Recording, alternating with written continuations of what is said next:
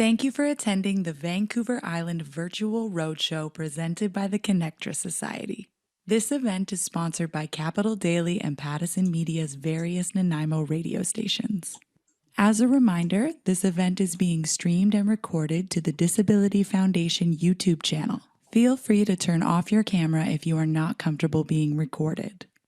For some quick housekeeping rules, please mute yourself during the presentation unless called on or instructed by the presenter. To ask a question, you can either type it into the chat box or unmute yourself at the end of the presentation.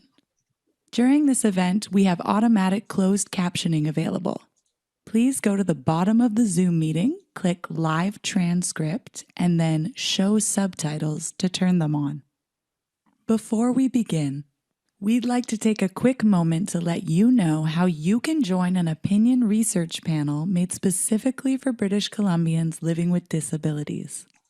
For 25 years, the Disability Foundation has been fostering meaningful experiences for Canadians with disabilities through outdoor recreation, social connectedness, innovative adaptive devices, and more. Today we are asking, how has the pandemic affected you? Help strengthen decision makers' understanding of your needs and experiences by joining an online opinion research panel consisting solely of people with disabilities and their caregivers. Make a difference in your community today. The Disability Foundation. Reimagine what is possible.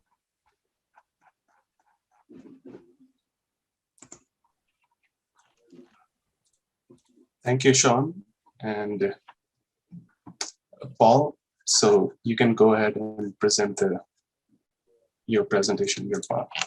Fabulous. Well, thank you, and thanks for the introduction and welcome. It's my distinct pleasure to come to you all today from the Lekwungen People's Territories, traditionally where the university stands, and the Songhees, Esquimalt, and Wasanic people whose historic relationships with the land continue to this day. So truly a pleasure. Really looking forward to this opportunity to share something about CanAssist and the work that we do here in assistive technology development at UVic. So my name is Paul Green, just to be clear, the engineering manager at CanAssist. So we are a distinct entity at UVic with the goal to fulfill unmet need in the areas of assistive technology, and we also have a supportive employment program area. I have a short PowerPoint presentation to step through, but I certainly want there to be an opportunity for questions and discussion around how people can learn more about our organization or access our technologies and services. Without further ado, I'll get a presentation going here. All right. Hopefully that's visible for everyone. Yes, it is. Great. I like to check so I don't get too far in before going. Right.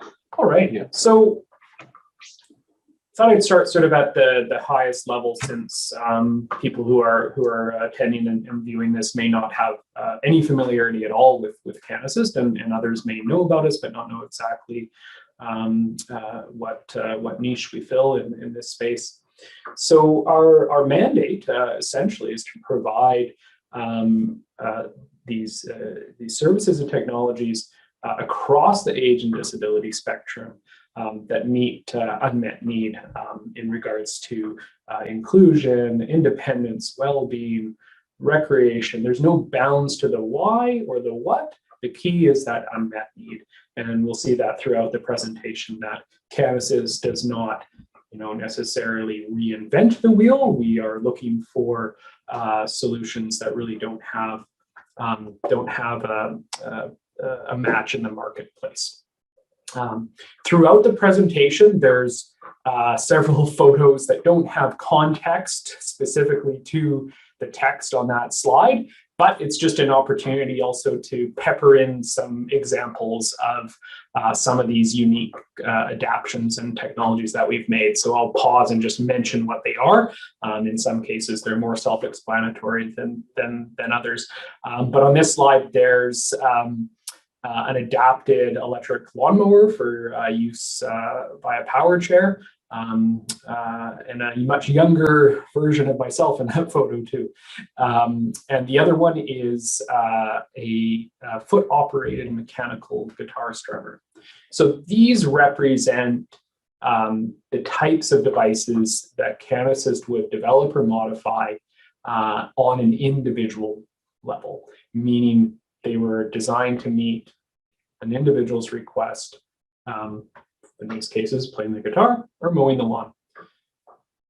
The guitar strummer is a representation of a tech that sort of takes that next step, where it started as an individual, but it's a very repeatable device. And we'll see sort of the differences in scale of those projects as we go through the presentation. Once again, at a high level, just introducing who we are. We benefit hugely from being part of the University of Victoria. We're a grant-funded entity, which means we're responsible for raising all our own operating costs and salary for our staff. But our benefits are really very material in terms of support for our building space, the amazing facility we're in, access to other services like legal and financial, and then also our integration into various academic programs as well in terms of student engagement. So as I said, our status at the university is a grant-funded entity, and we always include this information because I think it's important for everyone to get a good understanding of how we operate, how do we exist. Like any organization, we have costs.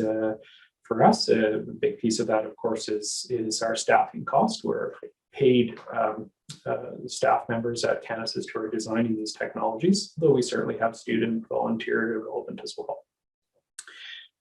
So we raise our funds to operate and produce our technologies through public sector grants. So we've been very, very successful and lucky to have received continued support from primarily the Ministry of Health, but also the Ministry of Children and Family Development and the Ministry of Social Development and Poverty Reduction.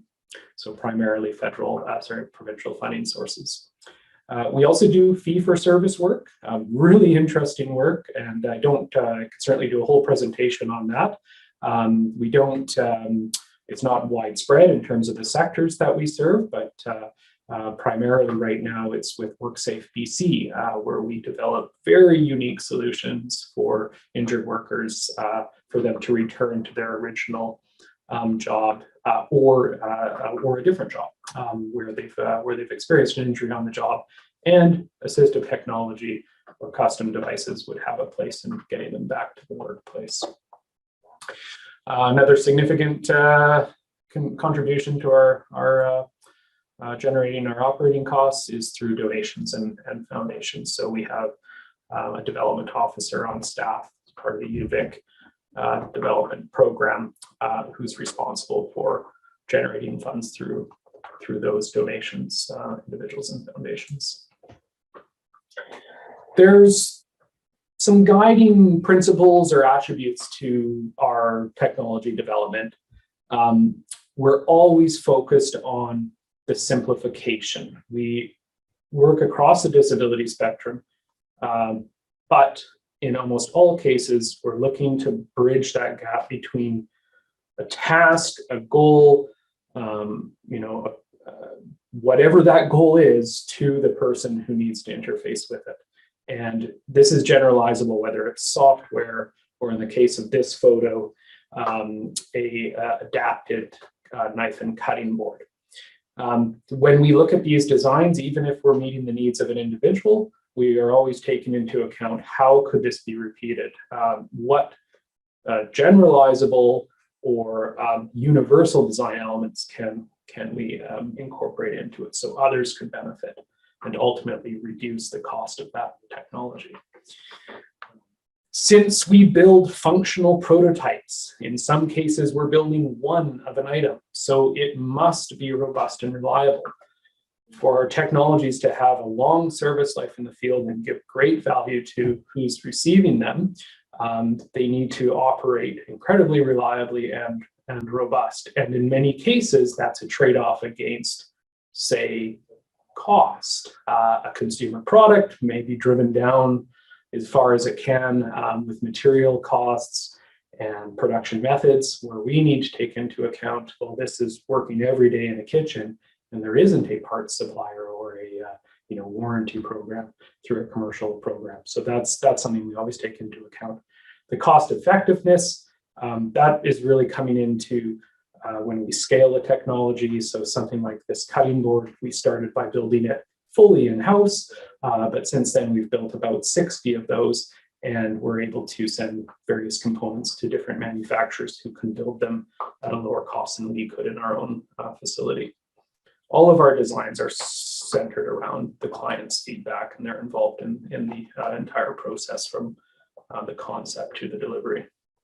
And we're always looking at outcomes. How can we measure our success? And that is applied to the one-offs or the broad impact technologies that we'll talk about later in the presentation. I touched a little bit on this at the outset, and today's focus is around the technology development. That's the area at Canisys that I work in, but it's important to note that the Canisys as an organization does have other areas of work. So number one, the technology development, and this is in no particular order.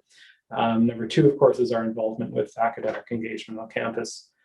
Three is our employment programs, which is now expanded past our Teamwork Youth program and is now supporting older young adults, as well as university students, in gaining paid work through the job coach support and programming.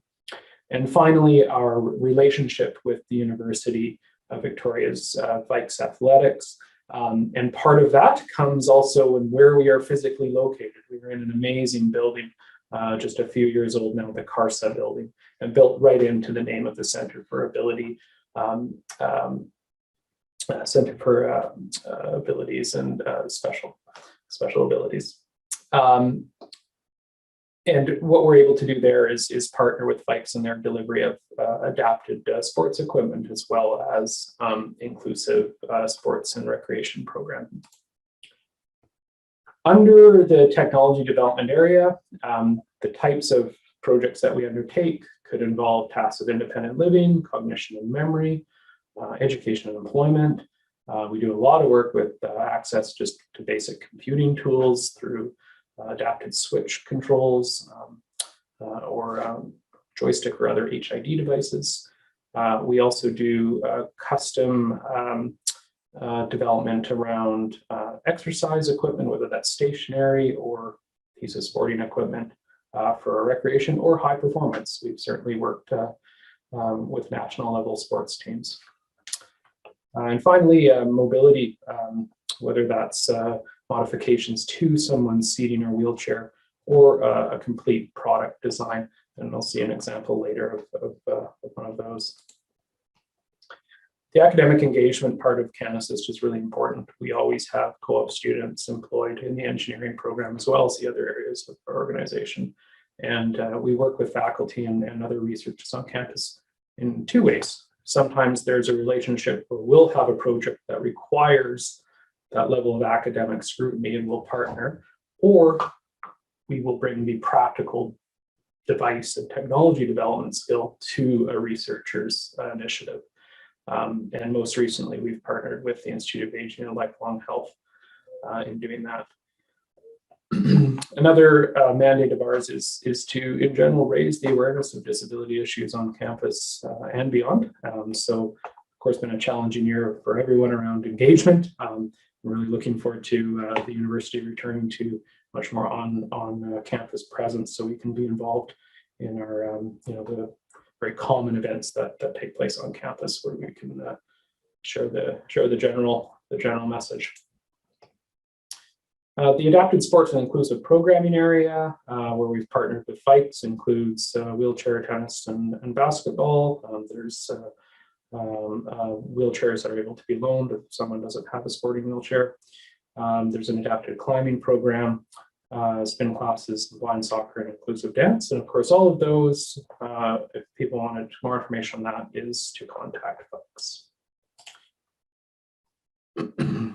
So our development approach, how does an individual, a group, or organization connect with us and go from a need to a deliverable? And that's what it's all about. The needs come to us. We're not, as much as it might sound glamorous, cooking up new great ideas in-house. All the work we do is driven by a need that's brought to us. And in doing that, we are aligning the funding source to something that we think is possible given our skill set, and of course the likelihood of success. So a lot of what we do is experimental, but when we undertake a project, we're committed to delivering a quality device or product at the end. An important factor, though, since we are not, as I say, reinventing the wheel, cliche term, is to ensure that there isn't a solution in the marketplace. So that's the next step after we've learned about the barrier challenge. In the case where there is, we may have experience already. We may have bought it, we may have tried it, we may know someone who has. And so even if we're not developing a technology or modifying one, we've still provided a lot of feedback around products that are in the marketplace where we've had that experience. And so much so that we've been able to create a website for that purpose called Ability 411. And it's a question and answer resource. Right now, it's just focused on an older population before it's scaled province-wide. But that's the type of service that we can do even ahead of developing assistive tech. Once we move to a phase where we know we can complete this project, we need to, of course, produce a budget and time estimate. And that's an internal process. Align that with the funding source, and then we move into the development phase and produce that device. In some cases, and this is, I suppose, typical, the demand for our services and technologies is greater than what we have the capacity to do in terms of funding at any given point. But what that does mean is we still want, we're always looking for those requests and ideas and needs to come in, because it gives a real opportunity for the development officer and others to go and find funding specifically for that request. So, just because there may not be a funding source currently doesn't mean there wouldn't be one in the future. That's the end of my presentation. The other thing I wanted to share is just the how-to. How does someone get in touch with us? What's the best way to do that? Well, in general, our website, please, visit our website, canassys.ca. Send us an email, canassys@uvic.ca as well. And when you're on the website, let's just see if this works properly. See if I can just browse to our website and show you directly. So here we are. One thing that I wanted to draw everyone's attention to is how someone would put a request in. So really simple, we have request to technology, and it is a little description of how the process works, but there is a single PDF document to submit, and it's wide open. So we don't have a assessment process or needs assessment at the beginning. It's just submit that idea. If it's an individual or a group or an organization or a clinician, that's how we want those requests to come to us, and that puts it in the essentially in the queue and puts it into the process. We get a lot of just general requests by email, but ideally they would be funneled into the community request process. There we go. I've spoken for 20 minutes or so, and be happy to field any questions and see if we can dive a little deeper. Sure. Thank you so much for the presentation. It was really interactive. And now I would like viewers to ask any question from Paul regarding, any queries, anything you like wide open. Yeah. Even my background picture down at Cadbro Bay, just near UVic.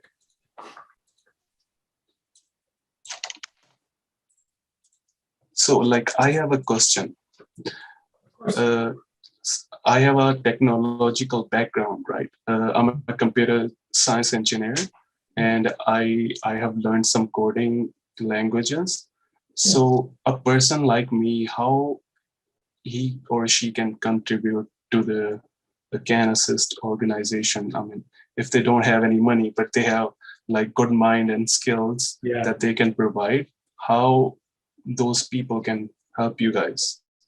It's really good question, and honestly, and it's one that does come up, and so I'll provide just a short answer first, but I'll just get into it. So we don't currently have like a volunteer program in place. All the projects that we undertake are based on a project budget and undertaken by Can Assist staff or in partnership with students or co-op students. That being said, we certainly receive requests around volunteers and just taking on projects that they think they could be successful in.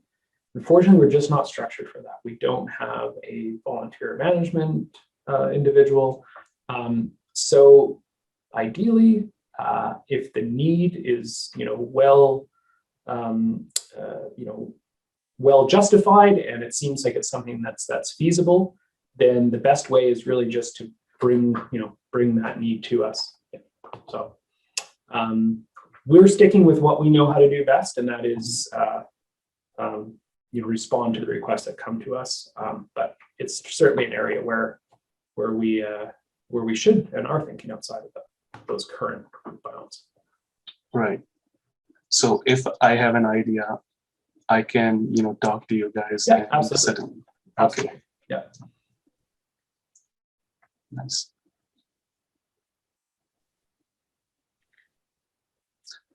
Luane here. I have a question. You mentioned that you are working with the Institute on Aging, Lifelong Health. Can you expand on how you're working with them? Sure. So this is we don't currently have an activity. That was our last engagement, but I'll absolutely expand on that. So Can Assist received funding from the provincial government to develop technologies to help individuals as they age stay in their home for as long as safely possible.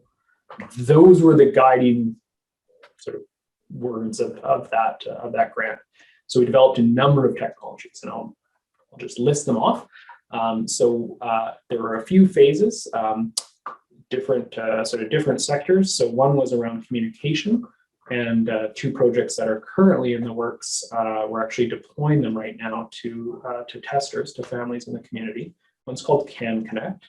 It's in fact a live video communication app like Zoom, but specifically built around being very accessible and super simple to use. And what goes along with that, and we'll see if my background messes with bringing another AI, I knew it would. Oh, there we go, I can be creative. So yes. In addition to the software, it's also housed in this case that's our own design. And that takes an iPad and makes it more accessible through switch control. There's also buttons directly on the front. It has an extra indication for ringing and a visual indicator as well. But most importantly is it blocks out the general functionality of the tablet. What we found was for a lot of people to be successful using these very useful tools like Zoom or Skype was not the program itself, but everything that's around it. If you could exit the app, if you could turn the device off, if it was simple to lose it within the home or forget to charge it, all of those factors would make it really difficult for it to be a reliable form of communication. So that was our goal with Can Connect, was addressing not just the app and the interface, but everything that goes into making it reliable. So that's number one. And that's definitely a device where we're looking for people in the province to engage with us to test it actively with their families. Another one also on communication is called the Caregiver Intercom. I don't have it in front of me. Really simple device. It connects to a home phone line, and it operates as a speakerphone in the home, but it's controlled by the person calling, but only an authorized person. The idea there, a lot of people who are reliant on their home phones still, certainly in a certain age category they are, but we're leaving the phone off the hook, or not hearing the ring, or not reliably able to understand how to answer the phone. Perhaps, as a dementia developed, but the phone was still such a core piece of technology for them. And so very typically, I'll give an example of sort of a use case that was brought to us was, a spouse who's caring for their partner, but they still need to get out of the house. They need to do the shopping. They need to, those daily activities. And this was a way for them to reliably check in on them without that person having to answer the phone directly. Also around safety in the home. And that's another device we are testing right now. The reason I started with those two is they're currently being tested. Previous devices that we built into the same program, one called the Wandering Redirect, that was around interrupting somebody before they leave the home. Another one was a lightweight lift for wheelchairs and other mobility devices that attaches to the trailer hitch of a vehicle. A simplified calendar and reminding program. So there is a few earlier techs. But the best way to get involved is through that general info email. And if anyone's interested in testing those two devices, we'd be happy to hear from you. I should finish answering the question. The Institute for Aging and Lifelong Health was able to do a assessment of the effectiveness of the technologies that have already been tested.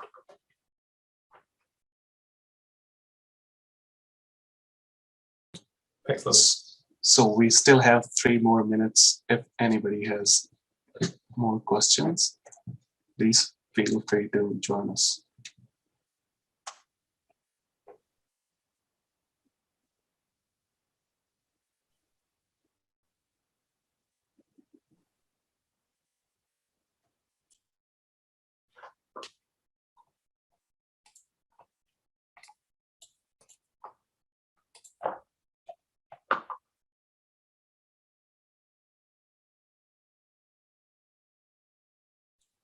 I'll just fill some dead air. How has the roadshow been going so far? Have you been able to view a number of presentations in your tech role? Yes, I attended 2 other presentations yesterday, and this is my 3rd one. Great. And you work with the Disability Foundation? Yes. I applied for them like 2 years ago, but they contacted me this year. But still, I feel lucky. That's great.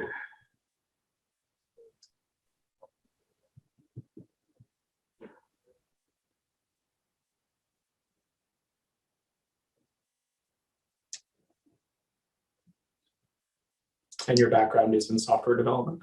Yes. I've completed my computer science engineering from India, and then I came to Canada to pursue further education in software development. Oh, great. Yeah. Especially in interactive gaming. So I like video games. Yeah. Awesome. And that's why this also interests me, creating, prototypes of the things that can help other people. Yeah, that's awesome. We haven't, per se built a video game in any way. There hasn't been an opportunity for us to develop a game, but we've done a lot of work around custom interfaces to popular video gaming systems. And we started that work years ago, and was really flattered and excited to see Microsoft release one of their products called the XAC. As we were able to share a lot of, as they were developing it, I was in touch with them. I was able to share a lot of our learning. It wasn't an opportunity for us to commercialize a product. We knew they would be able to do it. But it was great because we used to build those very similar devices at a super high cost. And now if someone approaches us here it is. It's $100. It's, you know, relatively affordable. So, but we still get requests, even though that product exists, for the really custom stuff like joysticks and mounting and that sort of thing. There's two projects in gaming right now that are active. Oh, no. Nice. Well, there we are, 12:30. Thanks, everyone. Oh, yeah, I would like to, you know, hear more about you later, but yeah, I think that wraps up our presentation. Thank you, everybody, for joining us today. And I sent a message here. If you need more help, you can check out the links below, programming guide. And thank you so much, Paul. You're welcome. Yeah, my pleasure. Thanks for having us. Sure. Bye-bye. YouTube is on. You can get started now. Thank you guys so much for waiting. No problem. Their option? Maybe, can everybody please Well, let's mute just leave it themselves? open for now. I do have time Okay. Friday before 1. Let's see. Christina, can you mute everyone? It's another option. Yep, 1 second. Sure. Yeah, that's okay. Okay.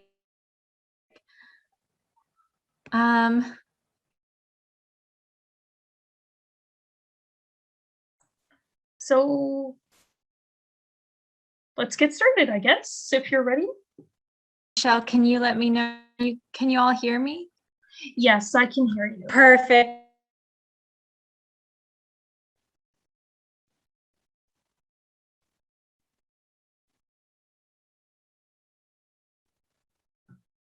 Fungi. I have been growing mushrooms for the last 12 years or so, and I share what I have learned about growing fungi for food and medicine, and working with fungi for waste management and cleanup of the soil and water through my business DIY Fungi, DIY standing for do it yourself. So I'm sharing some photos here to start of some of my own mushroom growing. These are all the same mushroom, the oyster mushroom.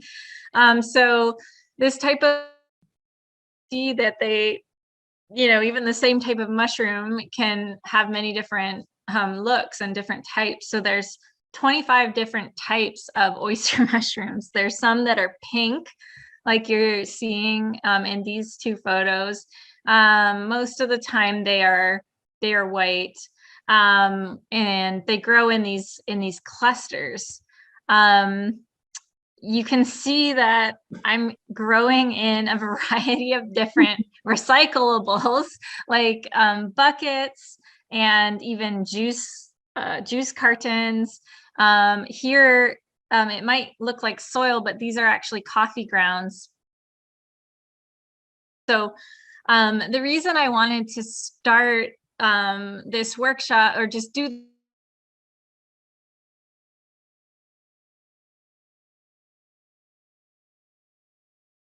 and the reason I'm starting with oyster mushrooms is because they're a great beginner mushroom. They're one of the easiest ones to grow, and starting with this one is a good way to learn about growing mushrooms that you can then, you know, once you get comfy with this one, maybe try other types.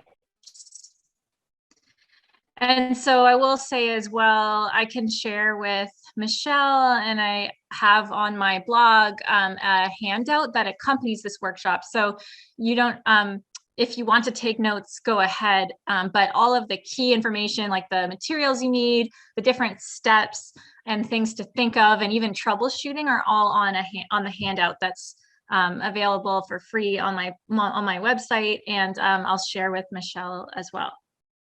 So to start out, I just want to go through, because I know that, you know, when I learned about how cool mushrooms were, I actually I didn't know anything about them at all. And so, you know, when we're learning to grow something new, you know, everything has specific ways of living and basic needs that if we're trying to grow, we need to learn how to take care of and provide for these basic needs.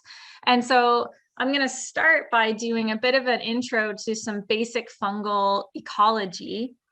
And this is, I like to start this way because I think it's a good way to learn what the mushrooms we want to grow, like how they live and thrive. And so that as you go and experiment, if you run up against something you're not sure about, I encourage you to think back to, okay, well, how does this mushroom like live, you know, and what are its basic needs? Maybe I'm not providing one of those, and then it might help you troubleshoot that way.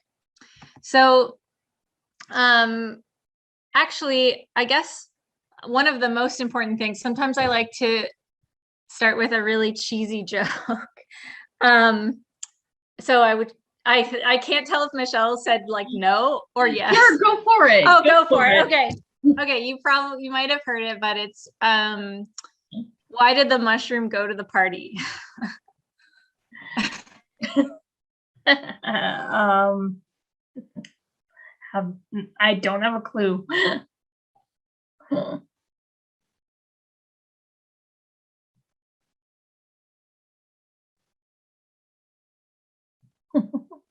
Oh, sorry. It looks like my internet froze for a sec. So just building the suspense, because they were a fungi. Oh. But it's actually really important. You might have noticed I've been sort of sometimes saying mushrooms, sometimes saying fungi. And so it's good to clarify right off the bat, what is, you know, why are we talking about? Does anyone have anything they want to share? Like, what are fungi? And what are mushrooms? How are they the same thing? Are they different?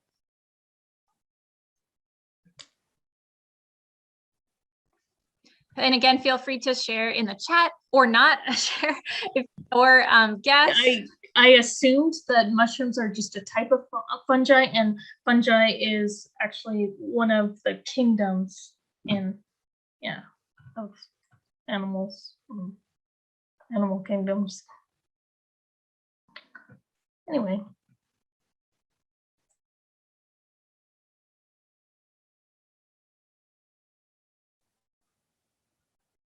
Yes, exactly. Sorry, my internet keeps cutting out here.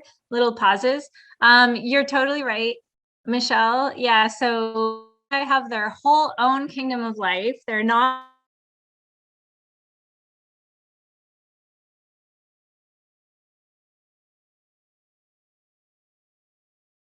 have a lot in common with them, which I'll get into. But the really important thing to know is that mushrooms refer to the reproductive part of the fungus. So a mushroom is like an apple on an apple tree. So it, you know,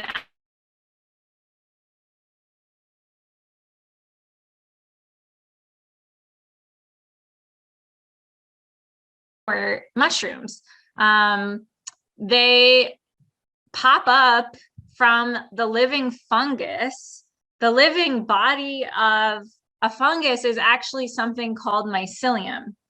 And you're seeing mycelium here in some of these pictures, and you might have seen mycelium growing, you know, outside. It's often growing on, you know, dead, you know, fallen logs and dead, you know, plants and things. It's this filamentous white web, and we don't usually see it or even know it exists because it usually is growing inside of things or underground. But when you see mushrooms popping up, like you see in these pictures, they're actually popping up. They're fruiting, we even say. They're fruiting to spread spores, which are like the seeds of fungi. And these spores allow the fungus to make more of itself, to reproduce.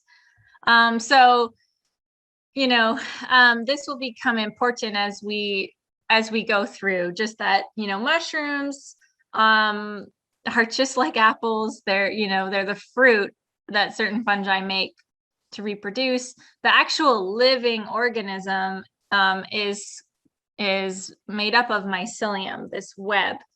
And mycelium is pretty cool. It actually needs to breathe oxygen just like us. It does expel carbon dioxide. Webs of mycelium are there's a web of mycelium that is the oldest and largest living thing on Earth. It lives in Oregon. So I always thought a blue whale was the largest living thing on Earth, but I was wrong. It's actually mycelium. So there's so many different, there's a lot of diversity within the fungal kingdom, but the group of fungi we're going to focus on today are the ones that we like to eat and the ones that we can grow.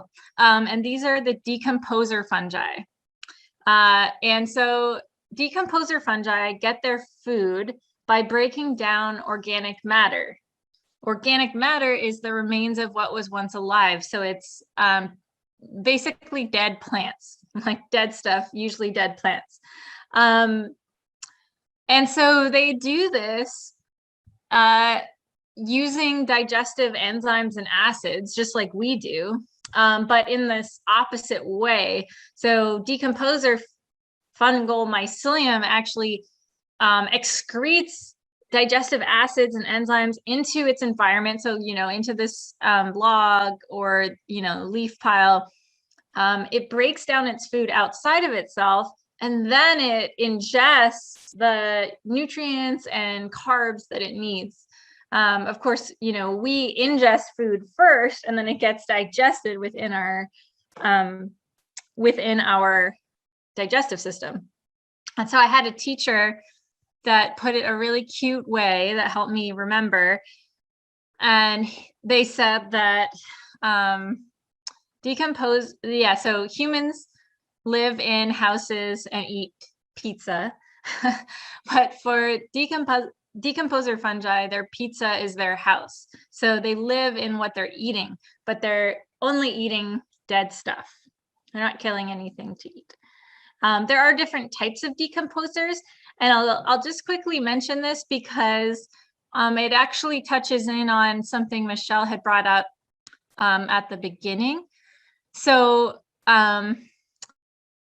actually, I wonder, you might recognize this mushroom here. This is the button mushroom. I think it's one of the ones Michelle had experimented with growing. Someone said they had some mushrooms popping up in their backyard.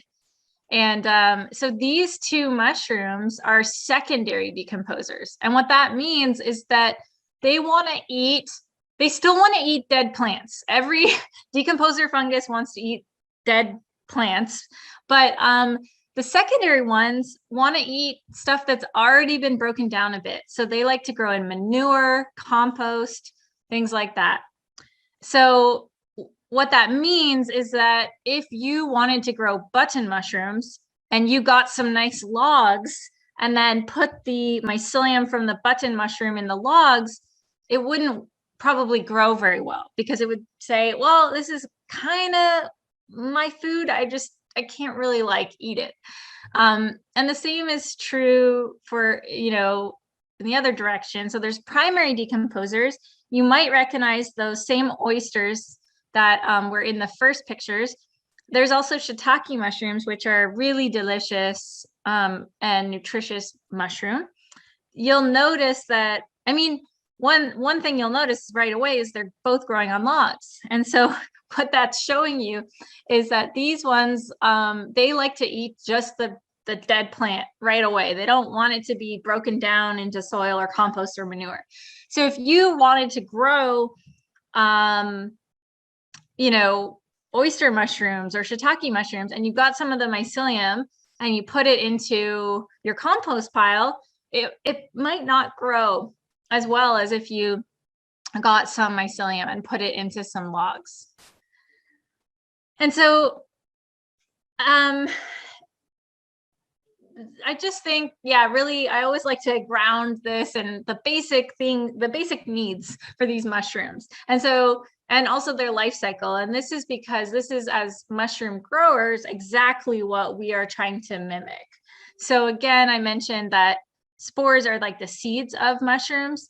They pop off of the cap, the underside of the cap from mature mushrooms.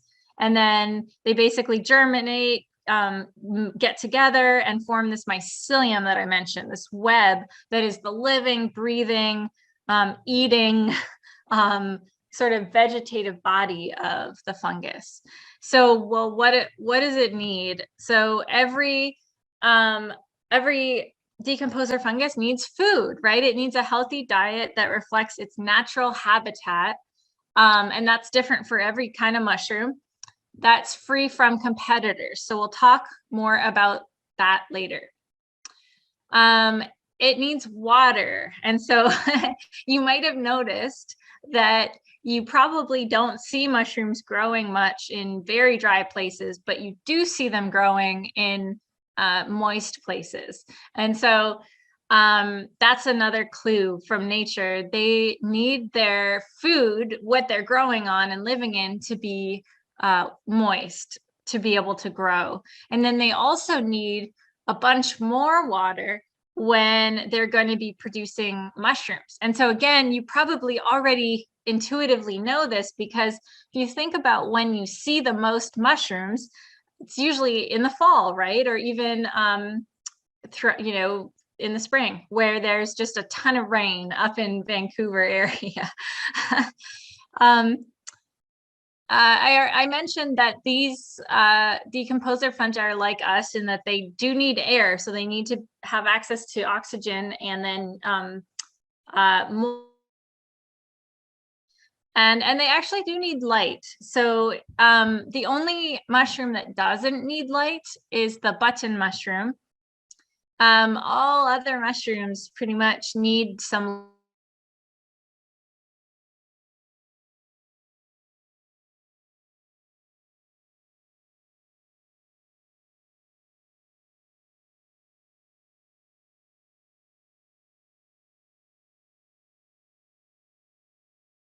I just see that the chat went, so I'm going to see if there's, okay, great. There's just a note in the chat. Perfect. Okay.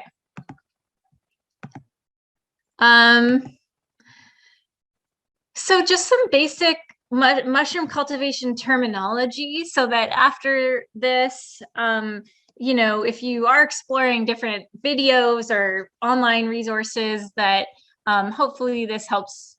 It's a little clearer what folks are saying.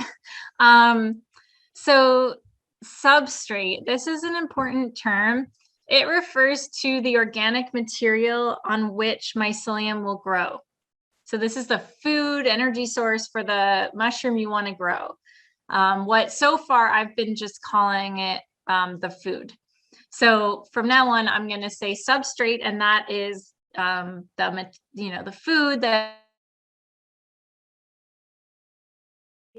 straw, logs, sawdust, cardboard, coffee grounds, things like that. Dead plants. So far, I have referred to the mycelium, that web. It's the living part of the fungus. And so when you go ahead and purchase some of this mycelium that's been pre-grown, that's usually called spawn. So it's sometimes called the culture or inoculum, but usually it's called spawn. And so you're going to need some kind of spawn mushrooms. And for those of you who maybe have made or drank kombucha or yogurt or sourdough or any of those kind of things, it's really the same idea. The spawn is like your mother culture that you basically just keep feeding so that it expands and you have more of it. The last set of terms here, sterilize and pasteurize,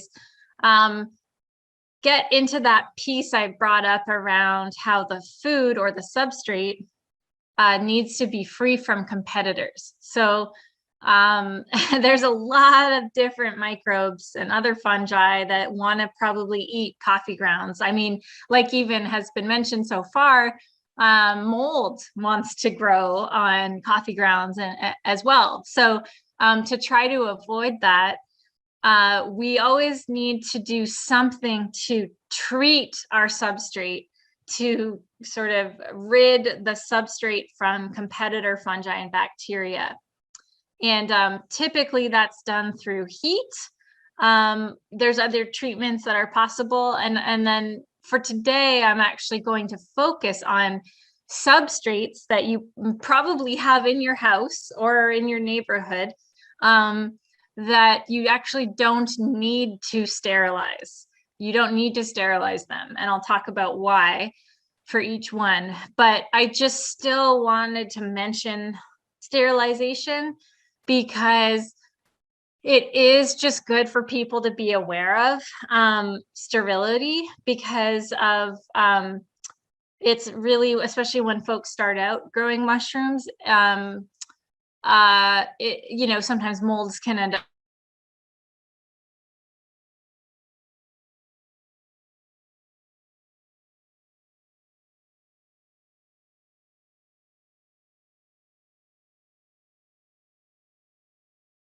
protocol stuff will be helpful when you're growing mushrooms. So like, you know, washing your hands, cleaning your hands, sterilizing your hands before you're sort of working to put together a mushroom grow kit or things like that.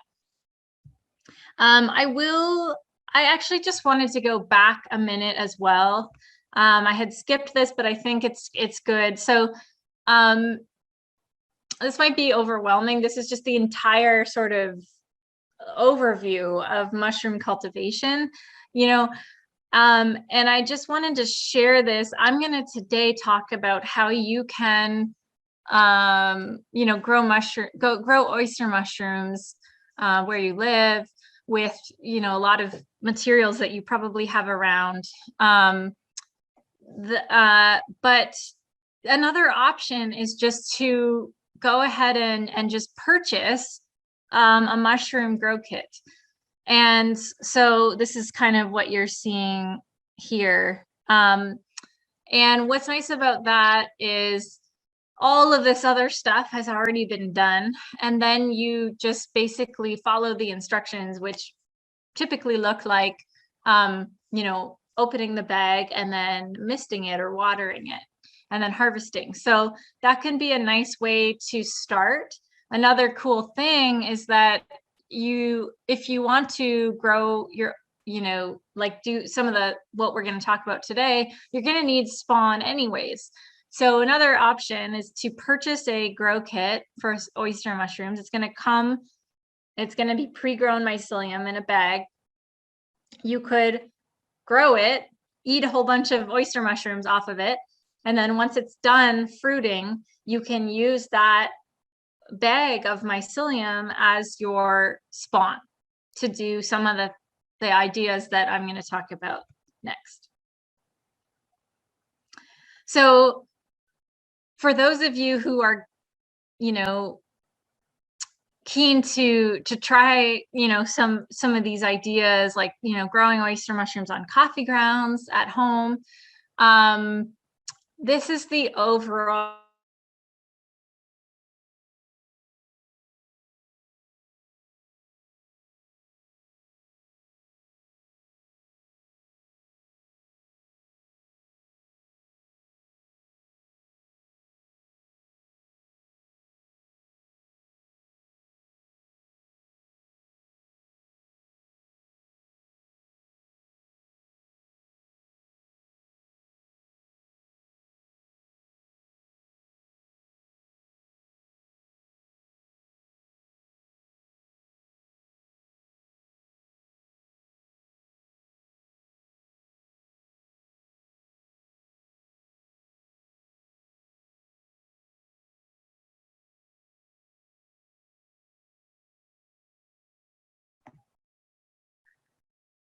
Hello? Okay, Hello. I'm sorry. I don't know if I just suddenly got kicked off. That happens. Okay, I'm so sorry. Okay. Okay. So, let me go back into my presentation. Okay. There we go. Okay. So yeah, I was saying, so you will introduce the mycelium, the spawn, into your clean, moist substrate that has airflow. We'll talk about that. And then you wait, and the mycelium will grow to eat all the food that you've given it. And then you'll need an environmental trigger to basically tell the fungus that it's time to make mushrooms. And so one of the biggest triggers is actually just running out of nutrients. So typically when the mycelium grows all the way through, the bag, box, jar, whatever you're growing in, it will think, okay, I'm out of food. I better, reproduce, spread spores, and find food somewhere else. So that's one of the biggest triggers.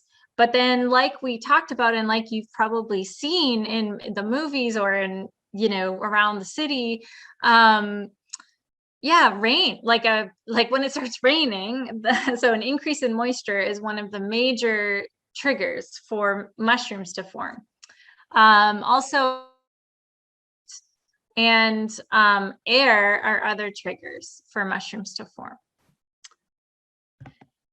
So I just wanted to sing the praises of oyster mushrooms for a minute because so they do grow naturally here. So I mean, they're found growing in the forests. So they're, they are native to this region. They're one of the few omnivorous mushrooms. So I put a video, I won't show it, but you can look it up if you want. They actually will, if they're low in nitrogen, they will basically make these little mycelial lassos and get nematodes and then like kill them to get the protein that they need. And they're an amazing food and medicine all in one. So they're very high in protein, comparable to animal proteins, and plentiful in B, C, and D vitamins. They are really helpful at balancing out blood cholesterol levels, and they're also anti-tumor. They help the immune system regulate itself and can be a nerve tonic, help reduce inflammation, as well as being antiviral and antimicrobial. So lots of benefits in this very easy to grow mushroom. And this is just another passion of mine. They also have a lot of functions, not only helping our bodies be healthy, but also helping the land. So they have a lot of really neat applications to break down environmental toxins as well. There's this beautiful quote from Paul Stamets. He says, "Of all mushrooms commonly consumed, oyster mushrooms in the genus Pleurotus stand out as exceptional allies for improving human and environmental health. These mushrooms enjoy a terrific reputation as the easiest to cultivate, richly nutritious, and medicinally supportive." So I hope that you're excited to maybe try growing these mushrooms. So let's get into that now.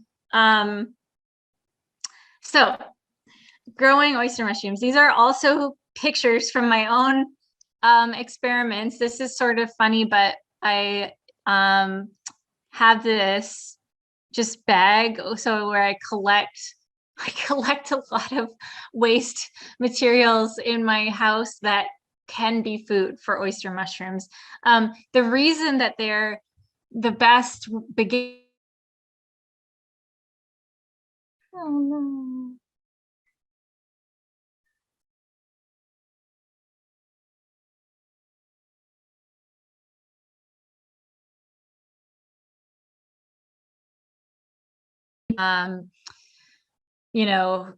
Yeah, spent coffee grounds, shredded newspaper, cardboard, plant-based fabrics. So even like old clothes, toilet paper rolls, egg cartons. So to try this out yourself, what you would need is just a clean container. So really anything will do that's big enough. So, but not too big. So these juice milk cartons will work. The bigger Ziploc bags. I don't have it pictured, but there's those, they're black, like little planter pots. They're often on the side of the road for, 5-gallon buckets are great too. The bigger yogurt containers. I've also used like bread bags. So really any kind of container, it will do. If it's too small, so even if you're doing, like with this one, you can see this is a pretty nice flush of oyster mushrooms. I think I got 2 or 3 small harvests. You're not going to get as many pounds of mushrooms as if you grow on a 5-gallon bucket where you just have, it's a bigger, organism. There's more energy to put into producing mushrooms. So that's something to think about. But you can still, if you don't have much space, a container like this will totally do. And then it just needs to be clean. And remember that it needs to have airflow. These guys need to be able to breathe. So you can just use whatever you have to just punch some holes in the bag or the carton or container that you're growing in. If you're using a 5-gallon bucket, it is helpful to either, if you have like a hammer and nail, you can kind of make holes that way, or you can drill them. In terms of the substrate, let's talk a little bit more about some of these options. And I'd love to hear too, if you have any questions like, oh, could I use this or could I use this? So one of the ones I really like are the spent coffee grounds. And so the trick here is that they need to have been brewed within the last 24 hours. So to get enough, there's a couple ways you can do that. One is that you can have a bag in your freezer. So you would save your daily coffee grounds, pop them in the freezer, and then once you have enough to fill your container, then you can go ahead. Another is if you live close enough to a coffee shop, and there are lots, in the Vancouver area and in most towns and cities, they're usually very happy to give you a bag of their spent coffee grounds from that day. So what's nice about that is that you all in one go get enough to fill your bucket. And so why spent coffee grounds? Well, it's just a dead plant. It's a plant that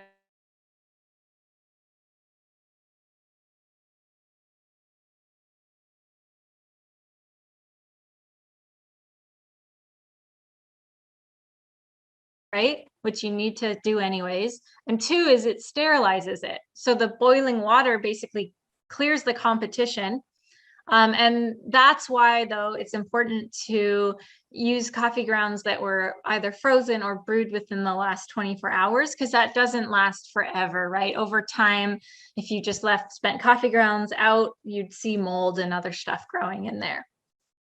If you,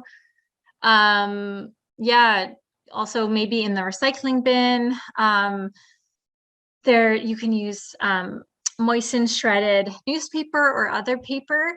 It's safe to use any kind of paper, even if it has dyes in it. The dyes are soy-based. And the only type of paper you'd want to avoid for, food growing is glossy colored paper. Really any paper products will do. Yeah. Why can't glossy paper work?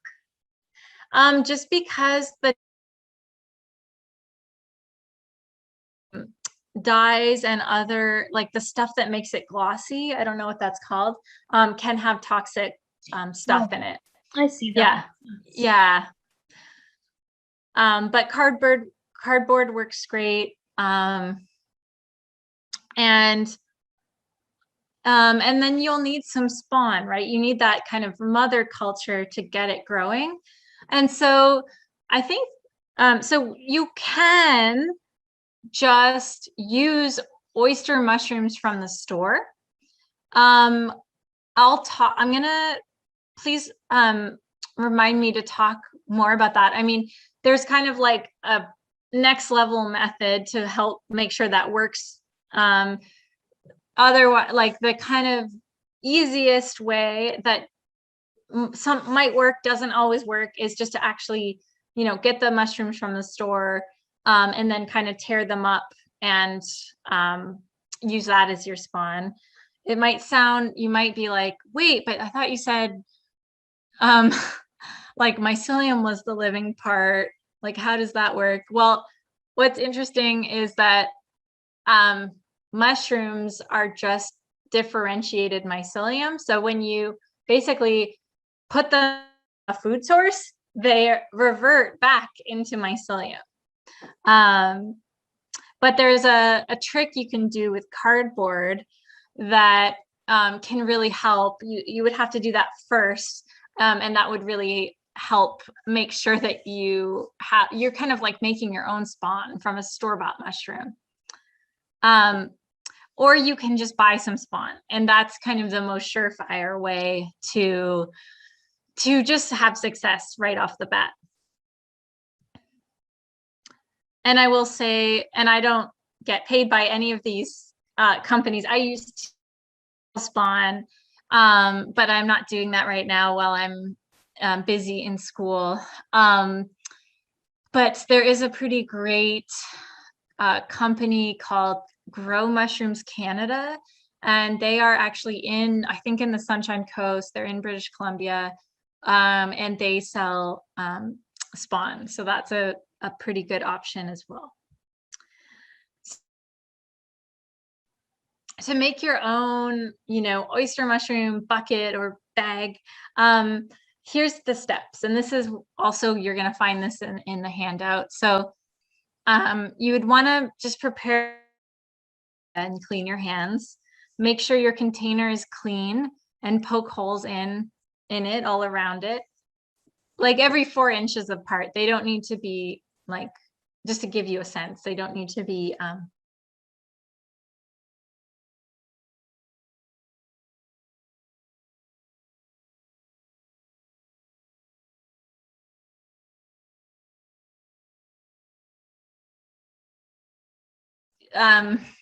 there's so many different types of oyster mushrooms, so depends which one you're growing.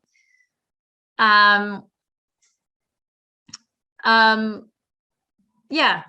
So I'll talk about that next part later. So basically, you just want to start with your clean hands, making layers of substrate and then the mycelium. So you basically, if you're using coffee grounds, you would, put in a layer a couple inches of the moist coffee grounds, and then scoop out with your clean hands and sprinkle over a layer of mycelium, then coffee grounds, so on. So it's like a, layered cake or something. But you always want the mycelium to be sandwiched by the substrate.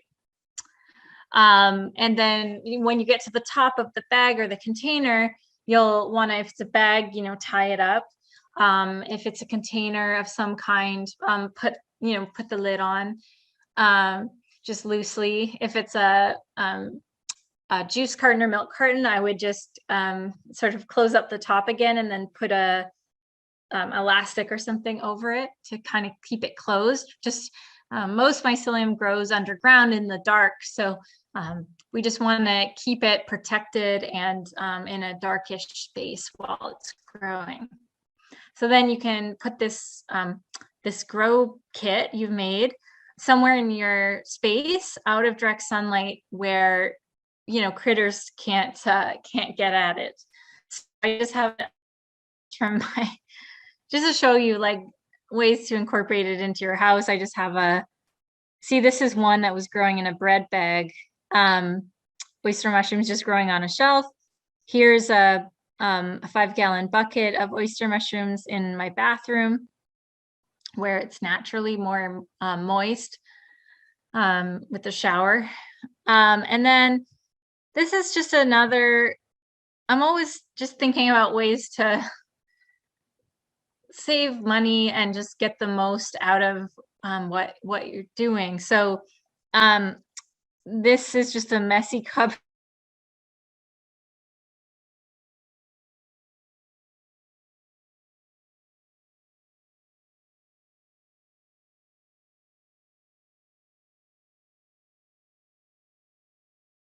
Just a bag of spawn. There's always going to be some mycelium that's kind of hugging the sides of the bag. What you can do to extend it is actually just then put that, you know, in your kitchen, and then you start adding your daily coffee grounds right into there. And so it'll basically regrow you another whole bit of mycelium spawn. So I just wanted to show you what this looks like so you know what to expect. So here you can see these little yellow bits are the substrate that the spawn was growing on. And so you can see that it's basically in these, I guess this looks maybe like straw.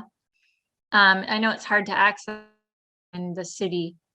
Coffee grounds or paper are probably easier.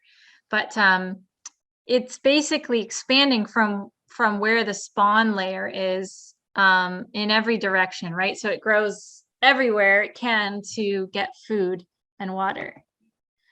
So you don't actually need to water it until mushrooms start forming. So I usually wait until, you know, the mushrooms start forming. They usually happens on its own when the fungus runs out of food. It'll start sending up little fruit bodies, little mushrooms. Once the mushrooms start forming, then you want to start misting or sprinkling water in every day if you can, if you are able to. It's totally fine if you don't do it for a little while. You do want to check on it often when it's growing. So if you see mold, like blue or green stuff forming, then you can just scoop it off. If it's really persistent, you can spray the moldy area with hydrogen peroxide you might have in your first aid kit or something like that. So once the mushrooms begin forming, oh, I already said that. You want to remove the, you know, lid, open the top.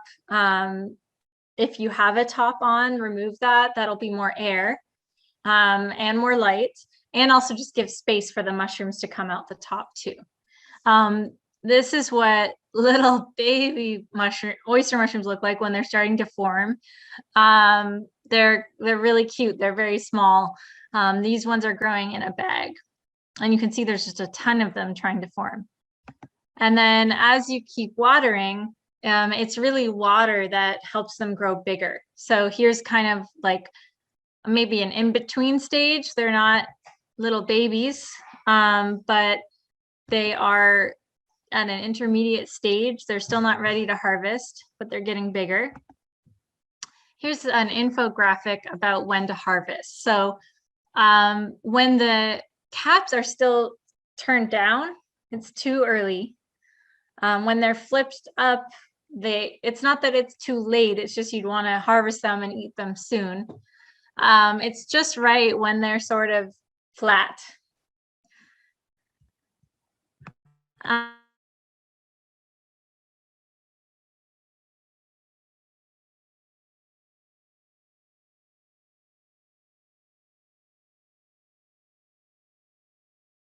Build up, so there's not enough air, so they're kind of reaching for the air. So you'd want to take off the lid or make there be more air. If the caps are cracked, then they're too dry. So just water more. But if they're slimy, then there's too much water. If they form little clusters but dry up when small, that's actually totally normal. Unless it's like because they're not getting enough water. But if it like looks normal, not kind of shriveled and cracked and dry, it's just that probably they decided to put more energy into another cluster. Yeah, if all the clusters are drying up, you might need to mist more, or even put like a plastic bag around it that will help hold humidity in. And if it doesn't start making mushrooms, but everything looks healthy, then just wait longer. Usually it just needs more time. And I just always like to show, like, I mean, this is, you can, you know, expand this as much as you want to, just have more buckets, or I know people who even sell to restaurants just using this same method of growing in buckets or bags. I'm just going to check because I wonder if that was a question. Oh, useful picture. Cool. Oh, sorry, I just saw this question. Could you grow mushrooms using the spores from the mushrooms in the store, or do you have to buy the mycelium? You can. I would say I would recommend, maybe for your first time, buying the mycelium. It's about it's usually maybe $20 or $25 for a bag. Another option would be, if a few of you were interested, you could, potentially share a bag, get one bag together, and then when it's safe to do so, get your bucket, get your coffee grounds, and just get the little bit that you need. So if you wanted to grow your own spawn from store-bought mushrooms, the best way to do that is actually with cardboard. And so again, cardboard's everywhere. So all you need to do is, take the tape off of it and then soak it for an hour. So you'd want to soak a few sheets of cardboard for about an hour in some water. And then basically you'll just peel back the corrugated part of the cardboard. And then you take your store-bought oyster mushrooms and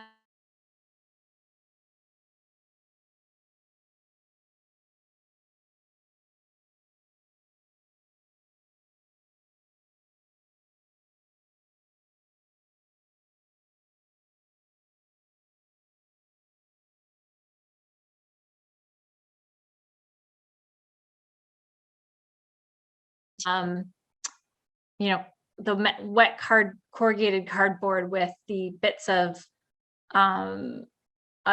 oyster mushroom in there. And so this is actually it's a really fun experiment because it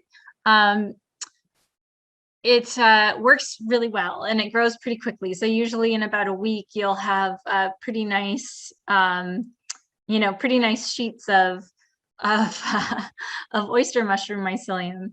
And so it's also easy, if you do see mold or something else growing on it, you can just tear that piece off. So mycelium should look, you're seeing all here, it's usually bright white. The cardboard method is a pretty good way to go. And you would basically just keep going until you have enough to make your larger, bucket. Actually, if you just kept doing that in a bucket, it probably, once it had enough mass, would fruit mushrooms anyways. So a neat thing about cardboard is that, you don't actually need to sterilize it at all, because the process of making paper and cardboard is so intensive that it basically removes everything except for cellulose, which is the main part, which is what makes up plants. And that's what these decomposer fungi eat. There's really nothing better on Earth at eating cellulose from plants than these mushrooms. So yeah, you don't need to sterilize. It's pretty certain that this oyster mushroom will win out. And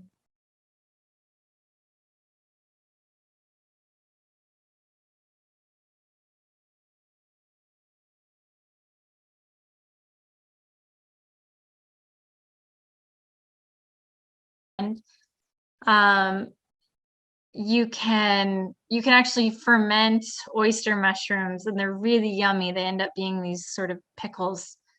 And so with that, I have my blog up here. There's a bunch of sort of couple page handouts on, you know, growing oyster mushrooms and then other types of mushroom growing. Yeah, and just it's been a pleasure. I'd love to open for any questions or comments or ideas. Okay, so I just have my screen off. Just it might help your internet if everyone has their cameras off. But anyway, I just had a question about the cardboard substrate. So so it's essentially like the coffee grounds method, except it's cardboard. You just break it up and then put it in there, and then the mycelium will attach to it. Yes, exactly. Oh, I think okay. I have a picture. This is a picture of a cardboard, the burrito style. So you can do it that style, or you can do it. I wish I had. Oh, I probably can. Oh, I can annotate. Okay, let me find a page. I'll go down here. So, this is, say you have like this is a yogurt container or something. So you have your soaked cardboard. So you could layer a sheet of the soaked cardboard and then put some pieces of the oyster mushroom. Okay. And then layer another sheet of cardboard and keep repeating. Okay. And then, so in that way, what you end up with are these. So when you go back in a week, a couple weeks, and hopefully peel back, hopefully you'll see you'll have these sheets of just like mycelium. And then those are your spawn. So then, because remember, when you're doing this, you're basically doing layers of substrate like coffee grounds. Yeah. So this is to get the mycelium from the store-bought mushrooms. Exactly. Okay, that's the part that was cut out. Oh, I'm so sorry. Thank you for clarifying. Okay. I have ideas for experiments now. Hey, awesome. All right. Well, if there's no more questions, yeah, I'd like to thank you for taking the time to speak with us. I'm sorry your internet was giving you some issues, but I'm sure a lot of our members would love to have access to that handout, and I can talk to you a little bit about that later in an email if you'd like. Sounds great. Yes, it's always helpful, and I would be happy to share that handout. Sure. Okay. Well, I'll let you go. I hope your computer issues subside soon. Thank you. I'm sorry. I hope it didn't cut out too much. That is all right. It was a wonderful presentation. Okay. I'll talk to you shortly, okay? Talk to you soon, Michelle. It was great to meet you. You too. Okay. Have Take fun care. at school. Bye. Thank you. Bye. All right.